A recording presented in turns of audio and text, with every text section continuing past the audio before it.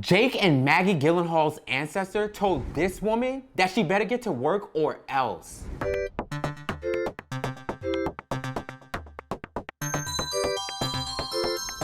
Well, it wasn't exactly said that way, but many formerly enslaved Black Americans after the Civil War believed they had no choice but to work for their former enslavers. With nowhere to go, the formerly enslaved often remained on the plantation and held the same exact jobs as they did prior to emancipation. That's what happened to Lydia Mitchel, who was enslaved by Gyllenhaal's ancestor. Let's look at her work contract, which is held by the Freedmen's Bureau. It gives us an insight on exactly what she had to do for work on this plantation. This agreement made the first day of March 1866 between Lydia Mitchel, servant of the one part, and P.C. Pendleton of the other part, both of the county and state aforesaid, witnessed that the said Lydia Mitchel, servant of the said P.C. Pendleton, a cook, washer and ironer, and covenants, and agrees to with the said P.C. Pendleton that she will faithfully, honestly, and diligently apply herself to perform the duties of cook, washer, and ironer, and maid of all work about the household, and faithfully obey all the reasonable wishes and commands of the P.C. Pendleton until the first day of next January for the compensation of $5 per month, payable quarterly, together with food and clothing for herself and child. And the said P.C. Pendleton covenants with the said Lydia for the time aforesaid to pay her as per agreement above in quarterly installments. Now that's a strict work contract. Your job has nothing on that contract. $5 per month is less than $100 per month today. Can you imagine? No HR, no checks and balances, just you and your boss. So if your boss / former enslaver is mistreating you, who do you report to? God? What do you have, a hope and a prayer? That's all we got? Don't get me wrong, God and faith is of the utmost importance, but in the physical realm, we need some tangible help. These records held by the Freedmen's Bureau could be that breakthrough that you need to discover who your ancestor was.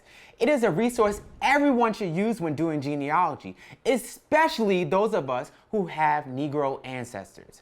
I discovered my own third great grandpa refused to do a certain job for his former enslaver through these records, and I was so proud to see that. Let's take a look.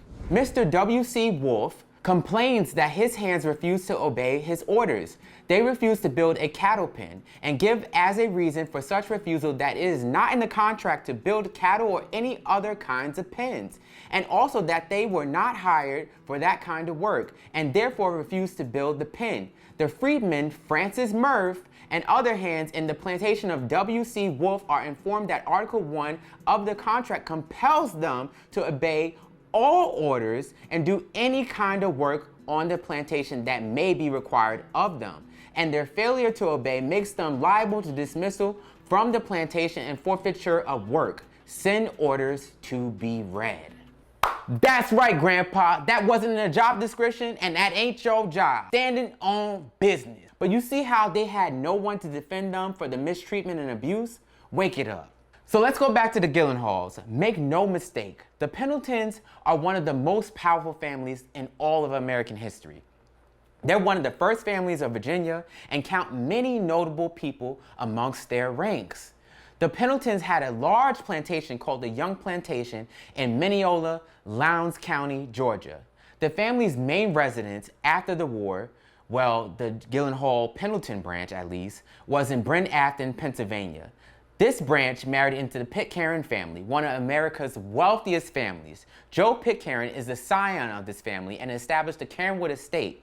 Please check out the Cairnwood Estate's history if you'd like to know more about this side of the Gyllenhaals. It was this branch that would go down to Georgia to explore their antebellum roots. So let's check out some of these pictures and notes the Pendleton Gyllenhaal family kept in relation to their former plantation and the individuals they enslaved on this plantation. So in Confederate Memoirs by Constance Pendleton, she describes her visit to Mineola in 1904. So it reads, "The family house was gone and the place was not being cultivated, but timber was being cut and there was a sawmill, a small group of houses, and a commissary or store near the railroad station. The overseer's old house was a little distance away and the site of the family house at least a mile beyond.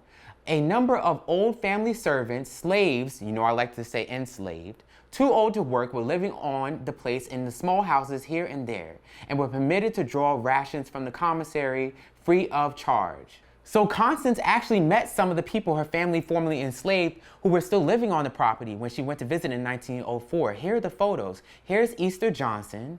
Here's Mose, former foreman of the plantation. Here's Emily Johnson, former dairymaid, and William Johnson, former body servant. And Nancy, who ran off to the circus after the Civil War, but she returned to Mineola. Wow! To know these are someone's ancestors. These photos were just sitting in a box, waiting to be discovered and loved. This is why it's important to reach out to your white relatives. Whether they are related by blood or through the plantation, it's often both. They have invaluable information that you need. So in review, what are the genealogy tips today? You must check the records held by the Freedmen's Bureau and reach out to your white relatives. Thank you for watching. Like and subscribe because I have many more genealogy tips coming your way.